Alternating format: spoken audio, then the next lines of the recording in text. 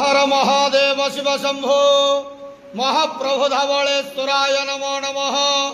दीपं ज्योति परम ब्रह्मा दीपं ज्योति जनार्दन दीपाहरतु मे पापो पूजा दीप नमस्तुते। हे बाबा धवलेश्वर महाप्रभु संसार सुखी रखंतु। आज पवित्र वृष संक्रांति शुभ गुरुवार रे समस्त श्रद्धालु भक्त मान को आशीर्वाद करंतु। मनस्कामना पूर्ण करंतु। कर्म क्षेत्र उन्नति करंतु। ग्रहरिष्ठ खंडन करंतु। जगतर मंगल करंतु। विश्वर कल्याण करंतु। आपणकर नाम प्रकाश करंतु। सेवकर डाक श्रवण करंतु। समस्त गुआवसा भक्त मानकर मनस्कामना पूर्ण करंतु।